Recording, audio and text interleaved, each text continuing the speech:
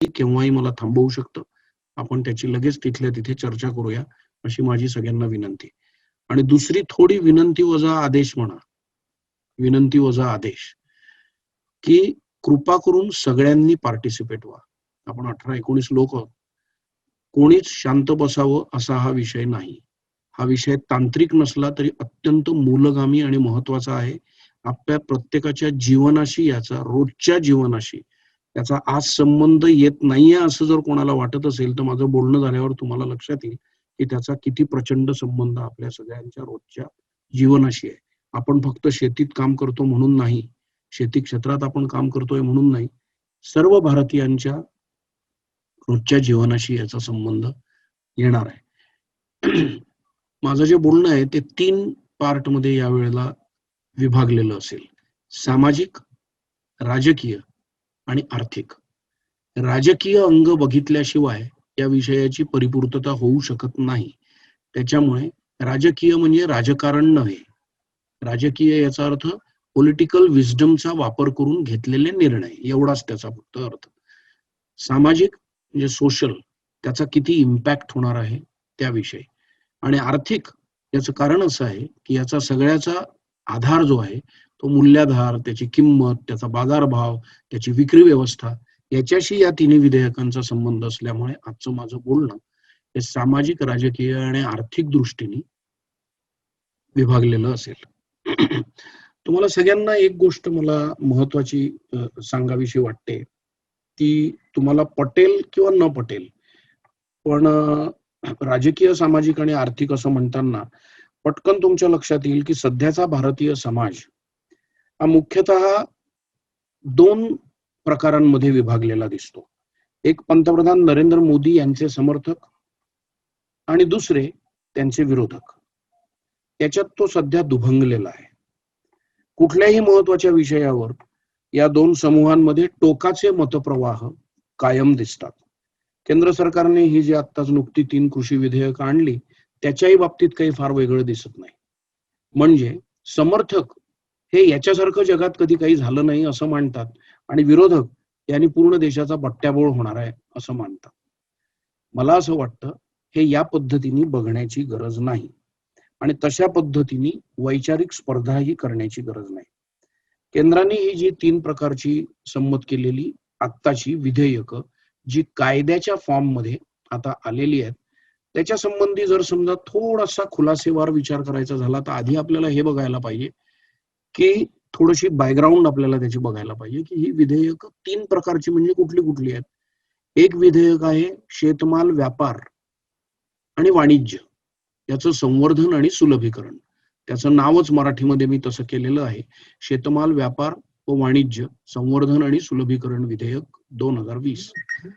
तर मी आता मांडणी अशी करणार आहे, विधेयकाच्या बाजूनी बोलणारे लोक काय म्हणतात आणि विधेयकाबद्दल शंका, आक्षेप आणि आरोप घेणारे लोक काय म्हणतात. मी माझं कुठलंच मतप्रदर्शन करत नाहीये. मी अभ्यास करून फक्त त्या दोन्ही बाजू तुमच्या समोर मांडणार आहे. तुम्ही प्रत्येकाने आपापलं मत किंवा आपापली शंका किंवा आपल्याला वाटणारा विचार हा मांडायला तुम्ही मोकळे आहात. आता हे पहिलं जे विधेयक आहे, शेतमाल व्यापार व वाणिज्य संवर्धन आणि सुलभीकरण विधेयक 2020, हे काय आहे विधेयक? तर शेतकऱ्यांना, दलालांना वगळून ग्राहकांशी थेट विक्री करण्याची संधी, शेतकरी व व्यापाऱ्यांना मंड्यांच्या बाहेर म्हणजेच थोडक्यात कृषी उत्पन्न बाजार समितीच्या बाहेर आपली कृषी उत्पादनं सहजतेने विकण्याची तरतूद या विधेयकात आहे असं समर्थकांचं मत आहे. राज्याच्या अंतर्गत किंवा राज्याच्या बाहेर देशाच्या कोणत्याही भागात कृषी उत्पादनांच्या विक्रीला याच्यामुळे प्रोत्साहन मिळेल आणि ई ट्रेडिंगच्या माध्यमातून अखंड व्यापाराची सुविधा शेतकऱ्यांना मिळेल असं या विधेयकाचे समर्थक किंवा या कायद्याचे समर्थक मांडतात. विरोधक काय म्हणतात, म्हणजे त्यांची शंका, आक्षेप आणि आरोप काय आहे ते समजून घ्या. आरोप करणाऱ्यांचं असं म्हणणं आहे की हे अतिशय धोकादायक आणि शेतकरी विरोधी विधेयक किंवा कायदा आहे.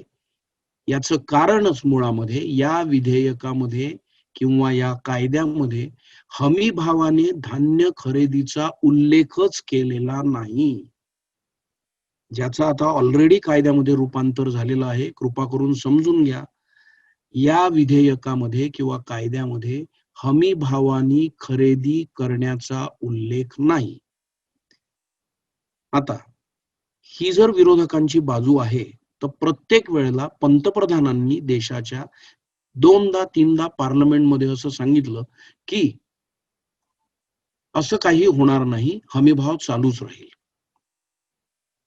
कृपा करून हे समजून घ्या, पंतप्रधानांनी पार्लमेंटमध्ये काय बोललं याचा उल्लेख देऊन कायद्याचा आधार घेऊन जेव्हा पुढे काही गोष्टी डिस्कशन किंवा कोर्टात किंवा हमीभावासंबंधी होतील, त्यावेळेला पंतप्रधान लोकसभेत काय बोलले याचं मूल्य कृपा करून लक्षात घ्या, मी अत्यंत जबाबदारीने बोलतोय, 0 असतं. कायदा म्हणून जेव्हा तुम्ही बघता त्यावेळेला कायद्यामध्येच हमीभाव धान्य खरेदीचा उल्लेखच नाहीये, हा आक्षेप आणि आरोप या शेतीमाल व्यापार आणि वाणिज्य संवर्धन सुलभीकरण विधेयकाबद्दल आहे. आणि जो अत्यंत चिंतनीय, चिंतनीयचे अर्थ 2 होतात. चिंतनीय म्हणजे विचार करण्यासारखं आणि चिंतनीय म्हणजे चिंता करण्यासारखं हे आहे असं साधारणपणे दिसतं. हे झालं पहिलं विधेयक. दुसरं विधेयक आहे शेतकरी सक्षमीकरण व संरक्षण, दर हमी आणि कृषी सेवांविषयी करार विधेयक 2020. आता हा फार गंमतशीर प्रकार आहे बघा. शेतकऱ्यांचा व्यापारी, कंपन्या, प्रक्रिया केंद्र, निर्यातदार यांच्याशी थेट संपर्क प्रस्थापित करण्यासंबंधी हे विधेयक आहे असं विधेयकाचे किंवा कायद्याचे समर्थक म्हणतात. आणि त्यांचं म्हणणं असं आहे की कृषी कराराच्या माध्यमातून पेरणीपूर्वीच कृषी उत्पादनाचा भाव निश्चित करणे हे शेतकऱ्याला शक्य होईल आणि पेरणीपूर्वीच शेतकऱ्याला दर हमी आणि दर वाढल्यास किमान मूल्यासह अतिरिक्त लाभ मिळेल. आवाज येतोय काहीतरी, कोणाचा जर माईक चालू असेल तर कृपा करून बंद करा.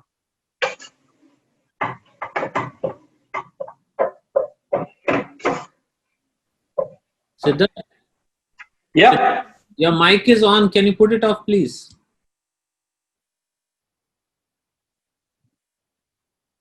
बोलू का? Oh, sir, please go ahead. Okay. त्याच्यामुळे हे जे विधेयकाच्या कायद्याच्या बाजूनी बोलणारे जे कोणी समर्थक आहेत त्यांचं जे म्हणणं आहे की पेरणीपूर्वी कुठल्याही कंत्राटदाराशी, व्यापाऱ्याशी, कंपनीशी, प्रक्रिया केंद्राशी किंवा निर्यातदाराशी शेतकऱ्यांनी जर थेट संपर्क करून आपले भाव निश्चित केले तर त्याला फायदा होईल, अशी याच्यातली मांडणी आहे. आणि त्याच्यामुळे पणन खर्च कमी होईल आणि शेतकऱ्याच्या उत्पन्नात निश्चित वाढ होईल असं समर्थकांचं म्हणणं आहे. आता ह्याच्याबद्दलची शंका किंवा आक्षेप किंवा आरोप काय आहे? आता हा फार महत्वाचा भाग आहे. कृपा करून हाही शांतपणे मगाशी पहिल्या विधेयकाबद्दल बोललो तसा हा ऐकून घ्या. शंका, आरोप किंवा आक्षेप काय आहे? भारतातील शेती विदेशी कंपन्यांच्या हवाली करण्याचाच हा एक घाट आहे, कारण हे विधेयक जागतिक व्यापार संघटनेच्या दबावाखालीच आणलं गेलं आहे असं विरोधकांचं मत आहे. आणि यांनी शेतकरी गुलाम बनतील, कारण प्रायोजक दूर राहिल्यामुळे लहान शेतकरी कंत्राटी शेती करूच शकणार नाही, कारण आपल्याकडचं किमान जमीन धारणा जी आहे ती 2 हेक्टरपेक्षाही कमी आहे. तो कसाही कंत्राटी हे करेल? याचा थोडक्यात अर्थ असा की मग शेतकऱ्यांच्याकडनं व्यापारी, कंपन्या, प्रक्रिया केंद्र किंवा निर्यातदार हे कुठलीही कंपनी ज्या वेळेला ही त्याच्याशी कॉन्ट्रॅक्ट करेल त्यावेळेला ती कंपनी कोण असेल? तर आपण काही नावं घेऊया.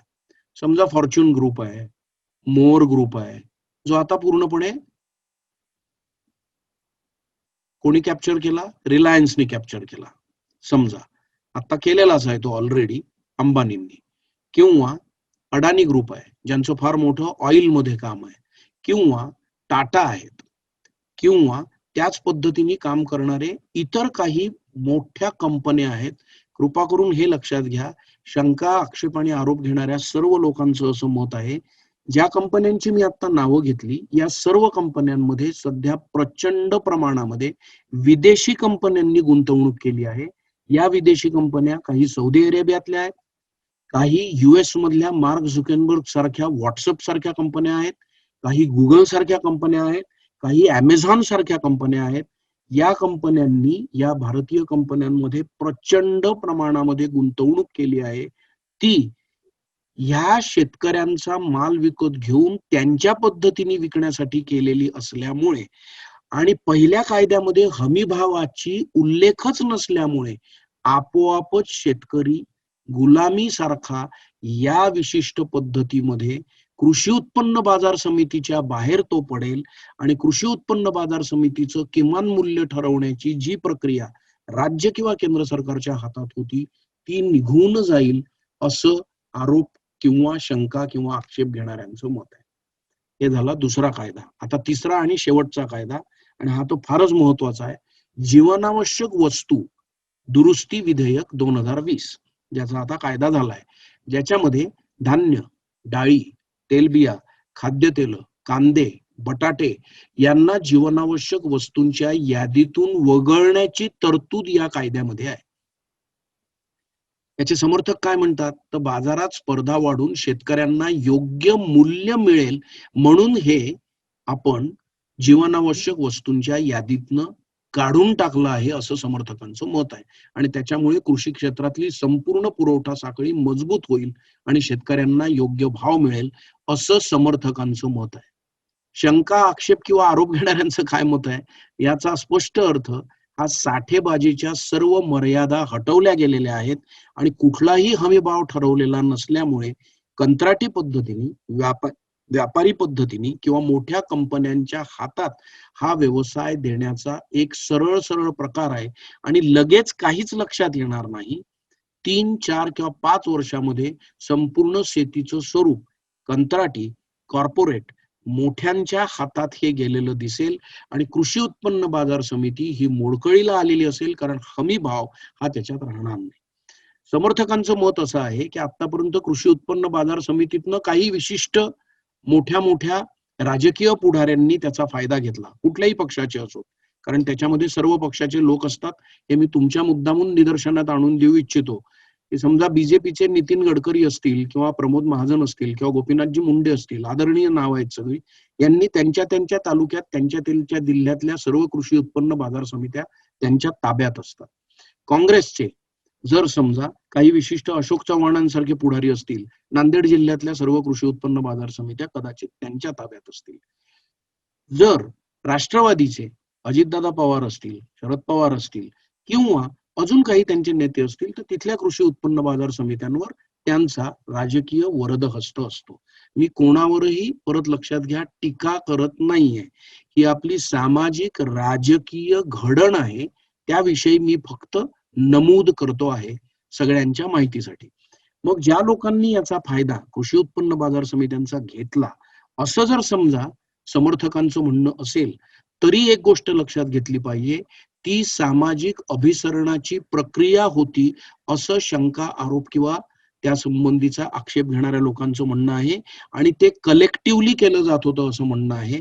आता तो कलेक्टिव्हिझमच संपेल आणि काही मोठ्या कंत्राटी, कॉन्ट्रॅक्च्युअल, प्रचंड मोठ्या कंपन्यांच्या ताब्यात या सगळ्या गोष्टी जातील आणि ज्याच्यामुळे शेती क्षेत्र भारताचं हे पूर्ण ढवळून निघेल असं आक्षेप किंवा शंका किंवा आरोप करणाऱ्या लोकांचं म्हणणं आहे. आता आपण याच्या उपसंहाराकडे किंवा शेवटाकडे वळू. आपण असा विचार करू की एखादी तारीख, वार, वेळ, मुहूर्त असं ठरवून इतक्या घाईने सरकारने हे करण्याची काही गरज होती का? जर समजा लोकसभेत हे मंजूर झालेलं होतं, जिथे याला बहुमतानी आधार असल्यामुळे ते लोकसभेत मंजूर झालं.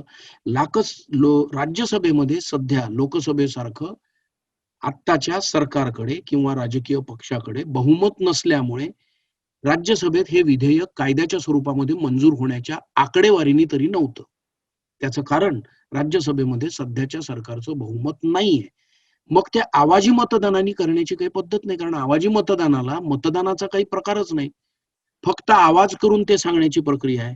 तरीही आवाजी मतदानाने जर समजा ते केलं गेलं तर शंका, आरोप किंवा त्यासंबंधी आक्षेप घेणाऱ्या लोकांचं म्हणणं आहे की आतापर्यंत कायम अशा पद्धतीची विधेयकं आल्यानंतर ती समितीकडे पाठवायची, जॉईंट पार्लमेंटरी कमिटीकडे पाठवायची प्रथा आहे. की राज्यसभेत किंवा लोकसभेत गोंधळ होऊ नये, ज्याच्यात सर्व राजकीय पक्षांचे धुरीण नेतृत्व आहे, त्यांच्याकडे हे परत विचारासाठी पाठवायचं आणि त्याची काही मतं घेऊन परत ते चर्चेला आणायचं. तर तोही प्रकार मंजूर न करता आवाजी मतदानाने हे मंजूर केलं गेलं आणि त्याच्यानंतर राजकीय विरोधकांनी किंवा शंका घेणाऱ्यांनीही अत्यंत घृणास्पद असा सगळा प्रकार राज्यसभेमध्ये केला. म्हणजे दोन्ही बाजूंनी आपली अपरिपक्वता आणि मॅच्युरिटी ही पूर्णपणे ढासळल्याचं त्याच्यामध्ये दाखवलं. त्याला झाला राजकीय परिपाक. त्याचा आर्थिक परिपाक काय असेल? आर्थिक स्वामित्व शेतकऱ्याचं याच्यामध्ये संपण्याची शक्यता आहे. त्याचं कारण ते संपूर्ण बाजू जी आहे ही मोठ्या कंपन्या, व्यापारी, निर्यातदार आणि परदेशी कंपन्यांच्या हातात जाण्याची ही शक्यता आहे, असं त्याच्यातल्या आक्षेप, आरोप घेणाऱ्या आणि शंका घेणाऱ्या लोकांना वाटतं. शेवटचा मुद्दा, जर समजा सरकारला याविषयी इतका विश्वास होता तर याच सरकारमध्ये काम करणाऱ्या मित्र पक्षांनी, सगळ्यात जुन्या मित्र पक्षांनी जे फूड प्रोसेसिंग रिलेटेड मिनिस्ट्री ज्या सांभाळतात त्या मॅडमनी मंत्रिपदाचा राजीनामा दिलेला असतानाही हे घिसडगाई मग करण्याची गरज होती का, असा आक्षेप किंवा शंका घेणाऱ्यांचं मत आहे. आपल्याच सरकारमधल्या एका मित्र पक्षाच्या अतिशय महत्वाच्या 28 वर्ष मित्रपक्ष राहिलेल्या मंत्र्यांनी राजीनामा दिला आणि आपण त्याला कन्व्हिन्स नाही करू शकलो, तर देशपातळीवरची कन्व्हिन्सिंगची कलेक्टिव्ह विजडमची प्रक्रिया लोकशाहीत आपण मोडतोय का? त्याचा परिणाम आज पंजाब, हरियाणा आणि इतर अनेक राज्यामध्ये, कर्नाटक, जिथे कुठल्या कुठल्या विविध पक्षांची राज्य आहेत, त्या ठिकाणी आज रस्त्यावर शेतकरी उतरण्याचं आणि विश्वास गमावल्याचं एक मोठं द्योतक त्याच्यामध्ये दिसत आहे, जे देशाच्यासाठी काही विधेयकातले चांगले पार्ट लक्षात घेऊनही फार फायदेशीर आहे असं दिसत नाही. म्हणून कलेक्टिव्ह विजडमच्या प्रक्रियेतनं याचं कायद्याचं रूपांतर जर झालं असतं तर ते जास्त योग्य झालं असतं असं साधारण दिसतं. आणि शंका, आक्षेप किंवा आरोप घेणाऱ्यांची सर्व उत्तरं ही सरकार पक्षांनी दिल्याचं अनफॉर्च्युनेटली आत्ता तरी दिसत नाही. उदाहरणासाठी घेऊया, कांदा गेल्या 2 किंवा 3 महिन्यापूर्वी जीवनावश्यक वस्तूंच्या यादीतनं काढून टाकला आहे असं सरकारने सांगितलं आणि लगेच 15 दिवसापूर्वी जर जीवनावश्यक वस्तूच्या यादीत आता कांदा नाही असं जर असेल तर पटकन परत कांद्याचे भाव वाढायला लागले म्हणून निर्यात बंद करून ती कांद्याची आवक याच देशातल्या लोकांना वाढायला पाहिजे म्हणून तो भाव पाडण्याची प्रक्रिया सरकारच्या इंटरव्हेन्शननी का झाली याचा विचार सरकारलाही आणि विरोधी पक्षालाही करावा लागेल. आणि म्हणून दुष्काळ किंवा दरवाढ या संबंधी सरकार हे आपले अधिकार अबाधित ठेवून शेतकऱ्यांच्या भलावण्याच्या किंवा भलेपणाच्या गोष्टीवर विश्वास ठेवून त्यांचं भलंच होणार आहे या विधेयकांनी किंवा कायद्यांनी असं चित्र स्पष्टपणे मांडायला आत्ता तरी सरकार अपयशी ठरलेलं असेल का असं विचारण्यासारखी शक्यता आहे. याचं कारण शंका, आरोप आणि आक्षेपांना पूर्णपणे उत्तर देण्याची प्रक्रिया पूर्ण झालेली नाही. 20 मिनिटात माझं सगळं बोलून झालं. ही तिन्ही विधेयकं काय स्वरूपाची आहेत याविषयी मला जे कळलं, मला जे वाटलं ते मी सर्वांच्या समोर माझ्या पद्धतीने मांडलं आहे, माझं कुठलंही मत न मांडता. पण 3 विभागांमध्ये राजकीय, सामाजिक आणि आर्थिक परिणाम काय असतील हे मांडण्याची तुम्ही सगळ्यांनी मला संधी दिली. 22 लोक आहेत आता. सगळ्यांनी याच्यात पार्टिसिपेट व्हावं. प्रत्येक प्रश्नाचं उत्तर मी देणार आहे किंवा मी नॅरेटर आहे किंवा मी त्याच्या संबंधी काहीतरी मत मांडलेलं आहे असं न ठेवता माझं बोलून झालेलं आहे. कोणी प्रश्न विचारला तर त्याचं उत्तर दुसऱ्यांनीही कोणी दिलं तर चालेल आणि प्रत्येक प्रश्नाचं उत्तर मिळालंच पाहिजे असाही आग्रह असण्याची गरज नाही. जगात प्रश्नांची संख्या उत्तरांच्या संख्येपेक्षा नेहमीच जास्त असते आणि म्हणूनच जगरहाटी चालू असते. मला बोलण्याची संधी दिली त्याबद्दल पुनश्च धन्यवाद आणि नमस्कार.